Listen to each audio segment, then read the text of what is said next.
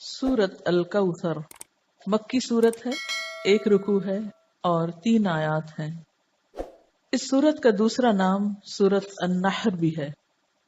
इसके शान नुज़ूल में एक रिवायत आती है, दलाइल नबुवा में है कि जिस शख्स की औलाद यानी बेटा मर जाए तो अरब उसको अबतर कहते थे। अबतर कहते हैं जड़ कटे को, कि उसकी नस्ल खत्म हो गई। जिस वक्त आपके साहबजादे कासिम या इब्राहिम का अलैहिमुस्सलाम बचपन में ही इंतकाल हो गया तो कुफार मक्का ने आपको अबतर कह के पुकारना शुरू कर दिया या ताना देने लगे। ऐसा कहने वालों में आस बिन वाइल का नाम खासतौर पर जिक्र किया जाता है। उसके सामने जब आपका जिक्र किया जाता, आपकी कोई बात की जाती तो नफरत से कहता, उसकी बात छोड़ दो, ये कुछ फिक्र करने की चीज नहीं, क्योंकि वो तो अबतर है, उसको खत्म होने दो, उसका तो कोई नाम लेने वाला भी बाकी नहीं रहेगा। जब इसका अपना इंतकाल हो गया तो कोई भी इसको याद नहीं रखेगा। क्योंकि अरबों के यहाँ बेटे ऐसी चीज थे जिन पर वो भरोसा रखते थे और जिन्हें अपनी शान और इज्जत की चीज समझते थे। तो उस पर अल्लाह ताला ने आप पर ये सूरत नाजिल फरमाई। बिस्मिल्लाहिर्रहमानिर्रहीम, इन्ना आतैना कल कौसर, बेशक हमने आपको कौसर अता की।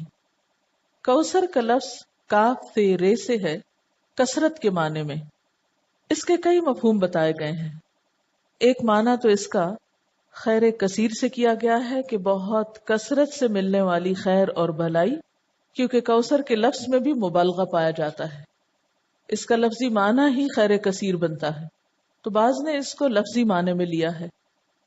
फिर इसी तरह इससे मुराद वो नहर भी ली गई है जो जन्नत में आपको अता की जाएगी।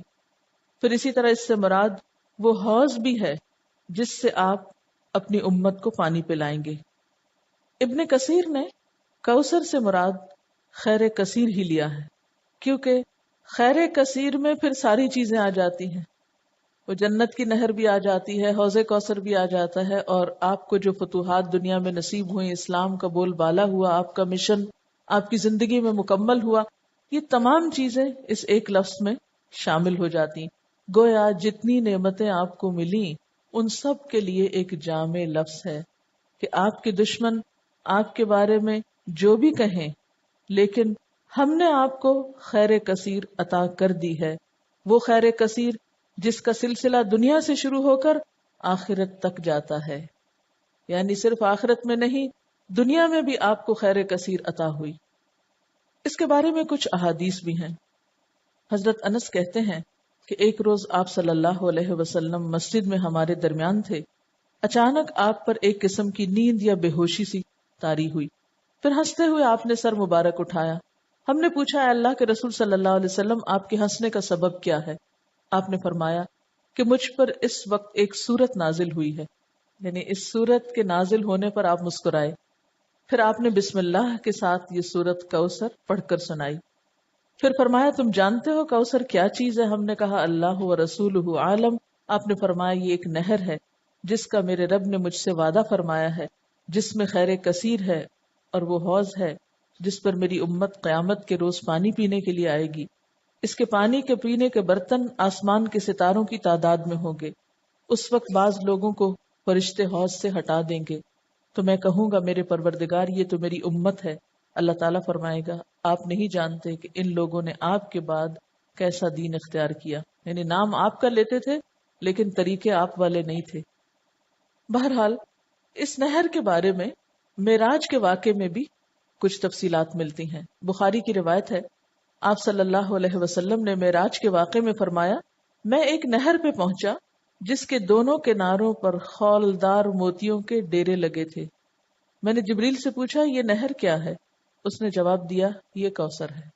यानी आपको मेराज के सफर पर वो नहर दिखाई गई जिसमें पानी बह रहा था या जो भी चीज, मगर उसके किनारों के ऊपर खौलदार मोती थे। खौलदार का क्या मतलब है? यानी अंदर से जिनके सुराख हो या खौल हो। सैयदना अबू उबैदा ने हजरत आयशा से पूछा कि कौसर से क्या मुराद है? उन्होंने कहा, कौसर से हर वो भलाई मुराद है जो अल्लाह ने आपको अता की। अबू बशीर कहते हैं कि मैंने सईद बिन जुबैर से कहा, यानी मुख्तलिफ लोग इसके बारे में सवाल जवाब करते रहे कि लोग कहते हैं कि कौसर जन्नत में एक नहर का नाम है। सईद ने जवाब दिया جنت والی نہر بھی اس بھلائی میں داخل ہے جو اللہ نے آپ کو عطا کی ہے۔ گویا مختلف آراء ہیں اس بارے میں، لیکن حقیقت یہ ہے کہ اس میں وہ تمام بھلائیاں شامل ہیں جو اللہ سبحانہ تعالیٰ نے رسول اللہ صلی اللہ علیہ وسلم کو عطا کی۔ آخرت کی بھلائیوں کے علاوہ دنیا کی بھلائیاں اگر آپ دیکھیے، جن کا ذکر کل بھی ہوا اور پھر اس سے پہلے بھی، وَالضُّحَىٰ وَاللَّيْلِ إِذَا سَجَىٰ مَا وَدَّعَكَ رَبُّكَ وَمَا قَلَىٰ وَلَلْآخِرَةُ خَيْرٌ لَكَ مِنَ الْأُولَىٰ وَلَسَوْفَ يُعْطِيكَ رَبُّكَ فَتَرْضَىٰ۔ تو یہ جو ہے وَلَسَوْفَ يُعْطِيكَ رَبُّكَ فَتَرْضَىٰ، یہ بھی اسی خیر کثیر میں شامل ہے۔ پھر اسی طرح أَلَمْ نَشْرَحْ لَكَ صَدْرَكَ وَوَضَعْنَا عَنْكَ وِزْرَكَ الَّذِي أَنقَضَ ظَهْرَكَ وَرَفَعْنَا لَكَ ذِكْرَكَ، یہ بھی خیر کثیر میں شامل ہے جو آپ صلی اللہ علیہ وسلم کو عطا ہوا۔ آپ کو قرآن جیسی نعمت دی گئی اور صحابہ کرام جیسے مخلص ترین ساتھی عطا ہوئے جنہوں نے اپنی جانیں قربان کر کے اس مشن کو پروان چڑھایا جو آپ اللہ کی طرف سے لے کر آئے تھے۔ اب بات یہ ہے کہ جب بھی کسی کو کوئی نعمت ملے تو اسے کیا کرنا چاہیے؟ اس کا حق ادا کرنا چاہیے۔ اور کسی نعمت کا حق کب ادا ہوتا ہے؟